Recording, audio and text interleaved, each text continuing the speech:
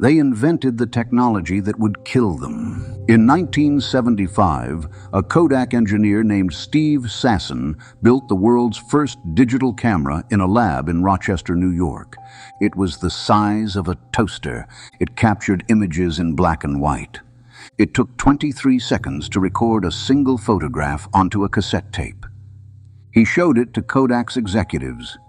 They looked at the prototype. They looked at him, and then they laughed. "That's cute," one of them said, "but don't tell anyone about it." For the next 3 decades, Kodak buried, ignored, and actively suppressed the very invention that would have saved them. They mocked digital photography as a fad. They clung to film like it was immortal. They believed their dominance was permanent. By 2012, Kodak, once valued at over $31 billion, filed for bankruptcy. This is the story of how one of the most powerful companies in American history destroyed itself. Not because it failed to innovate, but because it succeeded, and then chose to kill its own future. To understand how catastrophically Kodak failed, you first have to understand how completely they dominated. For over a century, Kodak didn't just sell cameras. They owned the act of capturing memory itself. Founded in 1888 by George Eastman, Kodak revolutionized photography by making it accessible.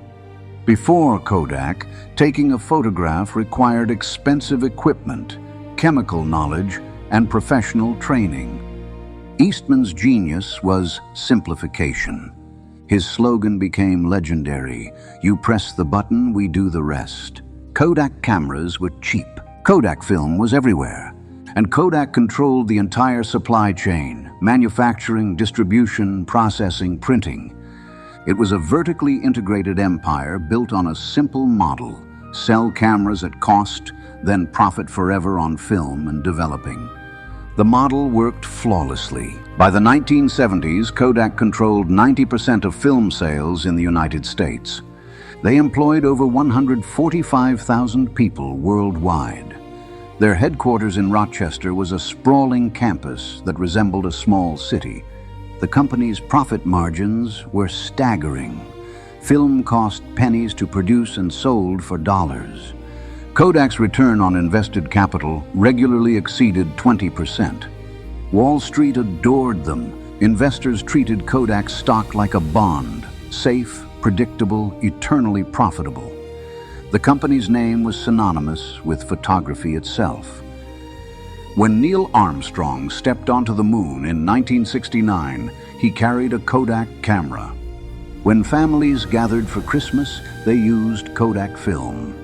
When newspapers printed the news, they developed Kodak negatives.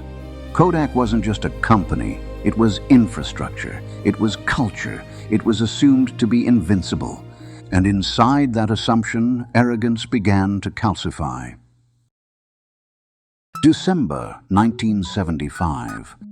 Steve Sasson, a young electrical engineer fresh out of Rensselaer Polytechnic Institute, sat in a Kodak research lab staring at a mess of wires, circuit boards, and lenses. His supervisor had given him an assignment: investigate this new thing called a charge-coupled device, a CCD sensor, and see if it could capture images.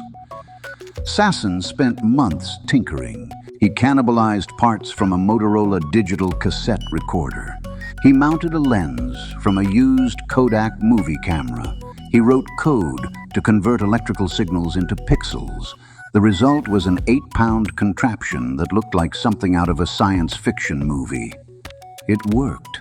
On a cold afternoon, Sasson captured the first digital photograph in history, a grainy black and white image of a lab technician. The resolution was 0.01 megapixels. The image took 23 seconds to record onto a cassette tape. To view it, you had to plug the cassette into a custom-built playback device connected to a television. It was crude, it was slow, it was revolutionary. Sasson's supervisor was impressed. He arranged a meeting with Kodak's senior leadership to demonstrate the prototype. Sasson wheeled the device into a conference room. Executives in suits gathered around. He explained how it worked. He showed them the image on a TV screen. He outlined the potential: cameras with no film, no developing costs, no chemical waste. Images stored electronically, instant playback, infinite reproduction at zero marginal cost. The room went silent. Then one executive spoke up. "That's cute, but don't tell anyone about it." Another executive asked the question that would haunt Kodak forever. Why would anyone ever want to look at their pictures on a television? Sasson tried to explain. He described how the technology could improve: higher resolution, smaller sensors, faster processing. He mentioned that competitors might pursue similar research. The executives weren't interested. Their reasoning was simple: Kodak made billions from film. Digital photography threatened film. Therefore, digital photography threatened Kodak's entire business model. Why would they invest in a technology designed to cannibalize their most profitable product? The prototype was shelved. Sasson was told to move on to other projects. The digital camera, Kodak's digital camera, disappeared into a drawer. It stayed there for years. Throughout the 1980s, Kodak's dominance seemed unshakable. Film sales continued to soar. The company launched new products: the disc camera, the Kodak Fling, the Kodamatic Instant Camera. They expanded internationally. Revenue climbed past $10 billion. Profits remained robust. Stock prices rose steadily, but beneath the surface, cracks were forming. In 1981, Sony released the Mavica, a camera that recorded images onto a floppy disk. It wasn't truly digital. It used an analog video signal, but it was filmless. The photography industry took notice. Kodak executives dismissed it. They argued that consumers loved the tactile experience of prints. They pointed to market research, showing people wanted physical photographs, not electronic files. They noted that the Mavica's image quality was inferior to film. All of this was true at the time. What Kodak failed to recognize was the trajectory. Digital sensors were improving exponentially. Storage was getting cheaper. Processing power was doubling every 2 years. The gap between film quality and digital quality was closing fast. Competitors saw it. Canon, Nikon, Fuji, they all began pouring resources into digital research. They understood that the question wasn't if digital would replace film, but when. Kodak understood it too. Deep in their labs, engineers were still working on digital imaging. They developed sensors, they filed patents, they built prototypes. But corporate leadership refused to commercialize any of it. Why? Because Kodak's entire financial structure depended on film. The company's factories, supply chains, retail partnerships, chemical plants, all of it was optimized for analog photography. Transitioning to digital would require dismantling the empire they'd spent a century building. So they made a choice: protect the present, ignore the future. It was a calculated decision, and for a while it seemed to work. Throughout the 1990s, film sales remained strong. Baby boomers were in their peak earning years, taking photos at weddings, vacations, graduations. Emerging markets in Asia and Latin America were buying cameras for the first time. Kodak's revenue hit an all-time high of $16 billion in 1996. Wall Street analysts praised management's discipline. Investors collected dividends, executives collected bonuses, and then the world changed. 1995, a company called Casio released the QV10, a compact digital camera priced at $650. It had a tiny LCD screen. You could review photos instantly. No film, no developing. It sold out immediately. That same year, Apple launched the QuickTake 100. Sony released the CyberShot. Canon introduced the PowerShot. Suddenly, digital cameras weren't experimental lab curiosities. They were consumer products, and people were buying them. Kodak executives still weren't worried. The image quality was poor, barely 1 megapixel. The cameras were expensive. The market was niche, hobbyists and early adopters. Film, they insisted, was still superior in every meaningful way, but the gap was closing. By 2000, digital cameras had reached 3 megapixels, good enough for 4 by 6 prints, the most common photo size. Prices were dropping. Canon, Nikon, Sony, and Fuji were racing to release new models every 6 months. Kodak finally entered the market. In 2001, they launched the EasyShare line, digital cameras designed for mainstream consumers. The cameras were well built, the marketing was strong, sales were decent. But Kodak made a fatal strategic error. They tried to preserve the film business while competing in digital. The EasyShare cameras were designed to integrate with Kodak's existing infrastructure, printers, photo kiosks, print services. Kodak marketed digital photography as a new way to create prints, not as a replacement for prints. It was a compromise, a hedge, an attempt to have it both ways. Their competitors had no such constraints. Canon and Nikon had no film business to protect. Sony was a consumer electronics giant pivoting into imaging. Fuji aggressively shifted resources toward digital. They weren't hedging, they were going all in, and the market rewarded them. By 2003, digital camera sales surpassed film camera sales for the first time in history. Film sales, Kodak's lifeblood, began to collapse. The decline was brutal. 2000, global film sales peaked at $16 billion. 2005, film sales dropped to $10 billion. 2010, film sales fell to $2 billion. It wasn't a gradual transition, it was an avalanche. And Kodak, the company that invented the technology that triggered it, was buried underneath. Inside Kodak, a civil war was raging. On one side, engineers and younger executives who understood digital was the future. They pushed for aggressive investment. They argued Kodak should license its patents, partner with tech companies, and pivot the entire organization toward digital imaging. On the other side, senior leadership and the film division. They controlled the budget, they controlled the board, and they refused to let go. The conflict came to a head in the early 2000s under CEO Daniel Karp.